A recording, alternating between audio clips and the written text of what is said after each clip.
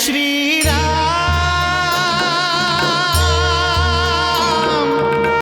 अरे मुन्ना, चंद्रा, लक्ष्मी, यहाँ आवा। देखा, हमने के भाग खुल गई। श्री राम आ रहल बाड़े, अपन भाई सबके साथे। चाचा जी, चाची जी, हमनी चारों भाई अपन पत्नी के साथे राउर आशीर्वाद लेवे आइल बानी। राम, यदि हमने की राजभवन बुला लेता तो हमने वहाँ चल लेती। पुत्र चल के अपन माता पिता के पास आवेला, माता पिता के अपना पास ना बुलावेला। राम, तू हमनी के माता पिता के दर्जा देले बाड़ा। हमनी धन्य हो गई नी।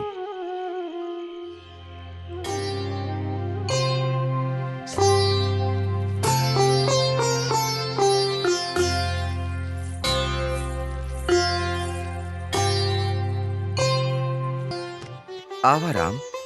राम, भोजन कैसन लगा? अति स्वादिष्ट। एकरा में प्यार और ममता जे मिलल बा। चाची जी, हमनी तो चाहता नहीं कि राउर प्यार और ममता हमनी के हमेशा ऐसे ही मिलत रहे।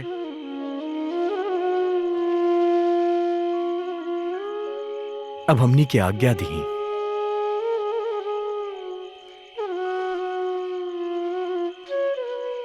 नाटक ह, सब नाटक ह।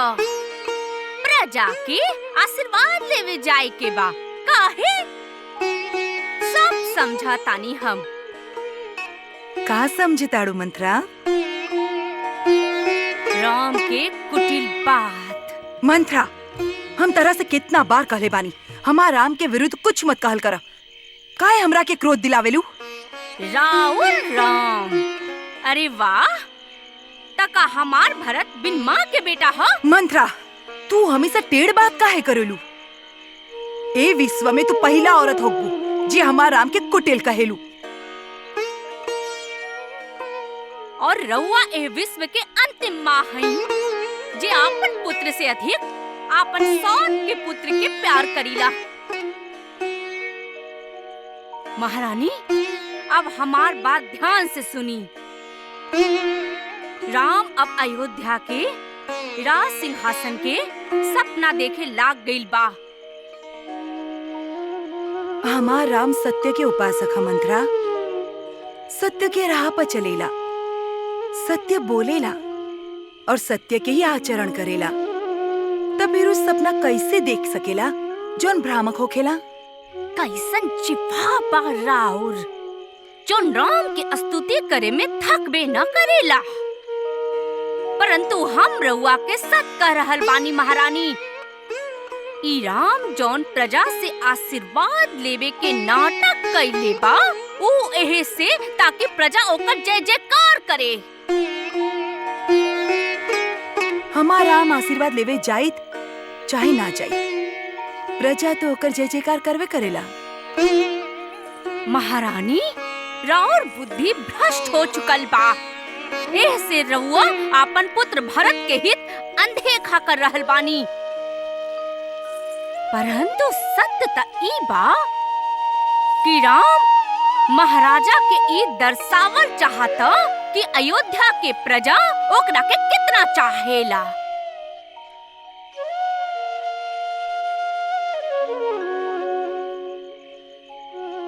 हे भगवान, लागत राउर महारानी कैकई के सीना में माँ के दिल रखा ही भुला गईनी।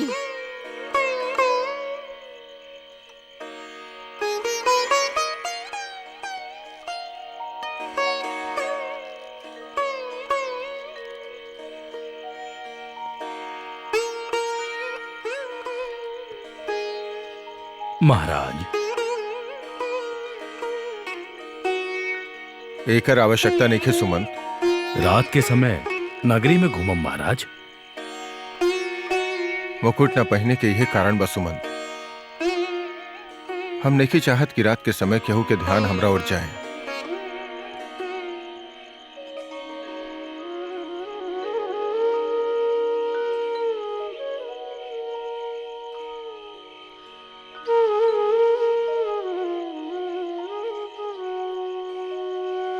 सुमंत।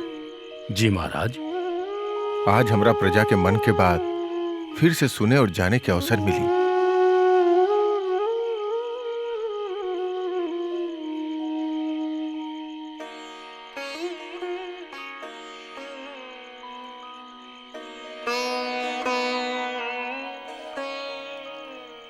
हम नगरवासी धन्य भइनी जब राम हमने के यहाँ आके हमने के बुजुर्ग के आशीर्वाद ले लें।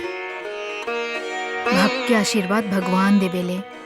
कभी भगवान भक्त से आशीर्वाद ले ले बड़े का? महाराज दशरथ के अब राज्य के सब काम राम के सौंप देवे के चाहिए। राम राजा बनी है तो पूरा गांव के उद्धार होखी। राम प्रजा के मित्र बाड़े। राम प्रजा के पालक बाड़े, तारक बाड़े और रक्षक भी बाड़े। राम पे प्रजा के पूरा विश्वास बा। परंतु महाराज दशरथ के बताई कि प्रजा अयोध्या के राज सिंहासन पे राम के बैठल देखल चाहतिया।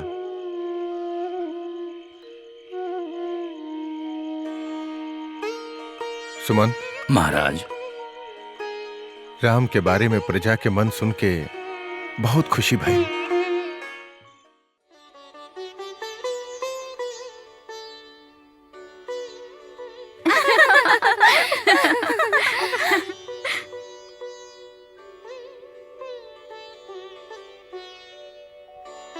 हमार प्यारी बहन लोग, तू लोग खुश बाड़ू ना?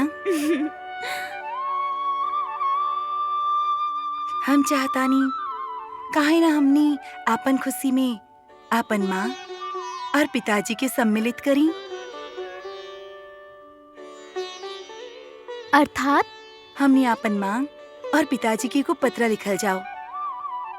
उनकर भी तो ध्यान लागल होगी हमनी तरफ। हाँ अवश्य दीदी, हमने अभी पत्र लिखब। प्रारंभ में लिखल जाई माँ और पिताजी के सीता, उर्मिला, मांडवी और श्रुतकीर्ति के प्रणाम। विवाह के पश्चात एगो लड़की के विश्व बदल जाला, ऐसन हमने अनुभव कर रहल बानी। मिथिला में हमनी के 2 गो माँ रही, अयोध्या में 3 गो बाड़ी जौन सदैव हमनी के ममता और प्यार देवेली। एक पल खातिर भी ऐसा ना लागेला जैसे वो हमनी के सासू माँ है। प्रजा भी राजकुमार के आदर करेली। मांडवी लिख रहल बानी दीदी। अरे श्रुतकीर्ति, तू कुछ ना कहबू? कहब ना, हमनी के पति हमनी के बहुत प्यार करेले।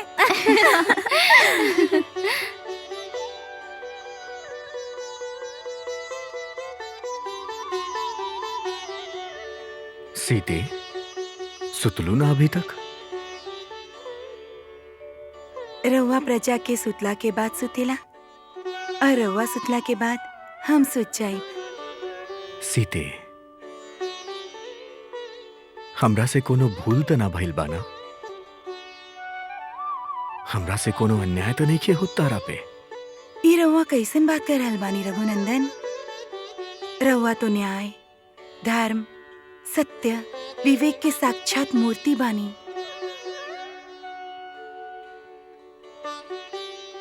कहीं हमरा प्यार में कोनो कमी तो नहीं खे?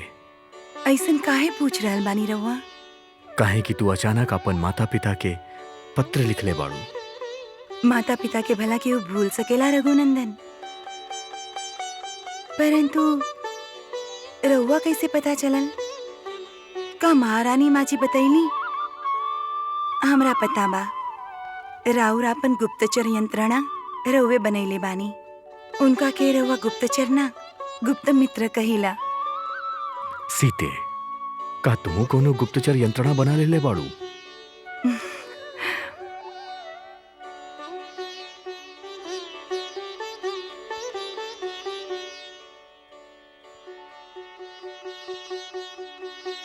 कौशल्या, सुमित्रा, कैकेयी, हमनी के पुत्र अब बड़ हो गइल बाड़े।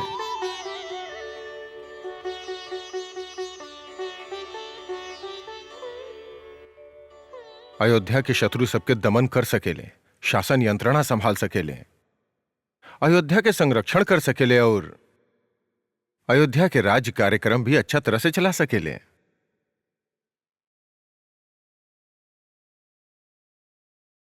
कहीं रउआ राम के राजा बनावे के तो नहीं की सोच रहल?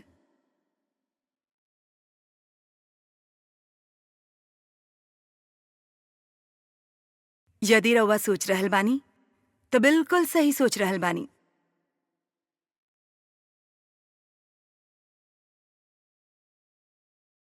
राम भैया राजा बनस इ त हर अयोध्या वासी के दिल के आवाज बा।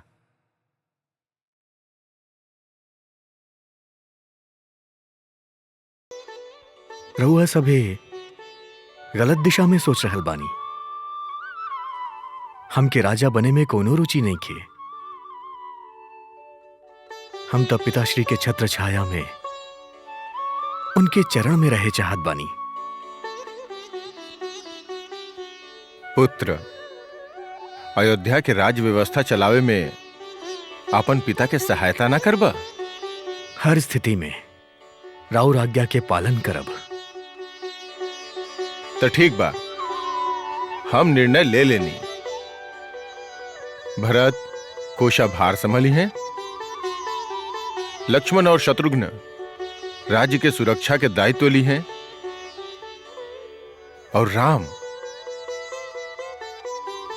न्याय, नीति, धर्म और प्रजा संवर्धन के देखी हैं।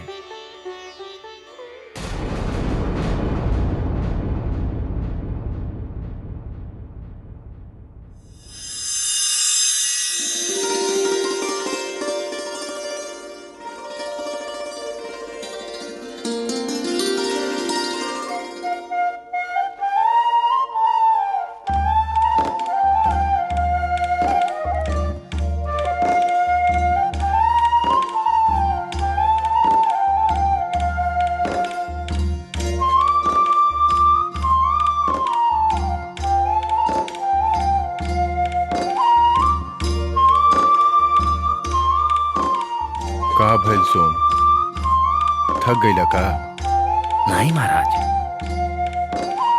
सोम, तू पैर बहुत अच्छा दबावेला। ऐसन लग रहल बा जैसे हमार राम ही पैर दबा रहल बा। राम तो सूत गईल होखी ना? नहीं महाराज। तो का अभी तक जागल बा? परंतु काहे?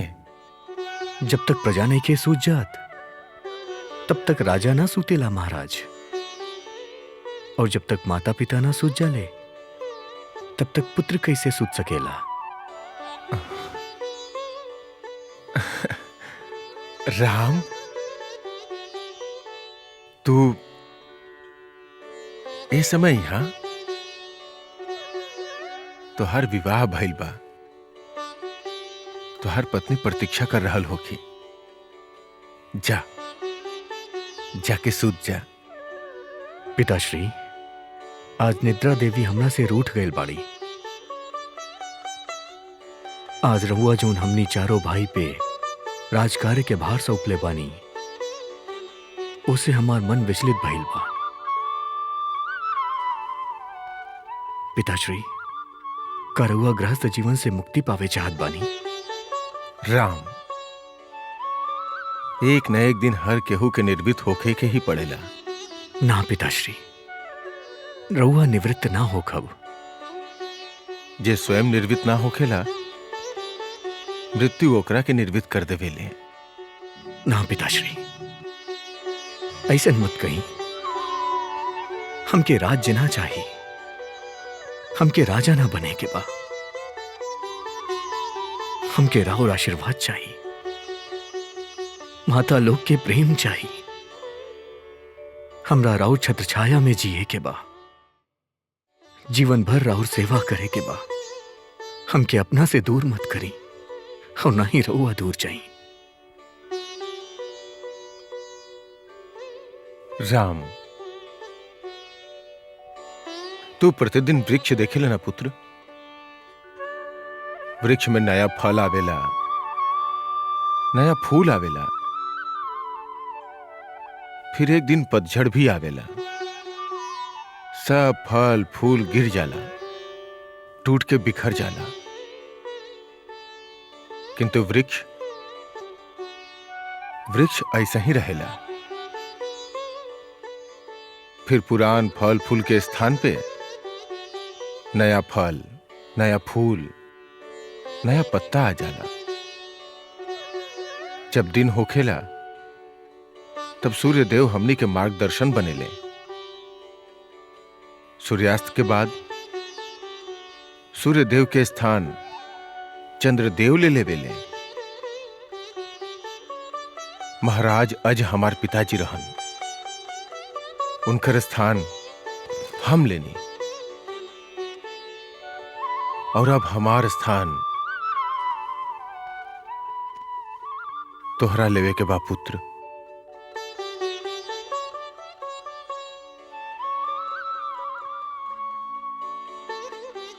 आपन लोक के प्रति प्रेम स्वाभाविक बा, बिछड़े के दुख और भय भी स्वाभाविक बा।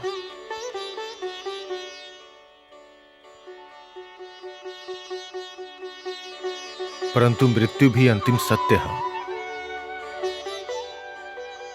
एकर आभास हो गईला के बाद हमने के दुख के तीव्रता कम हो जाला।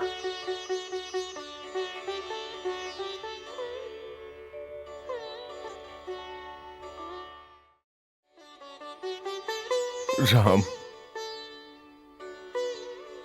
जिकरा चाहे के बा, जिकरा आपन लोग से बिछड़े के बा, ओकरो बहुत दुख होखेला पुत्र, बहुत दुख होखेला।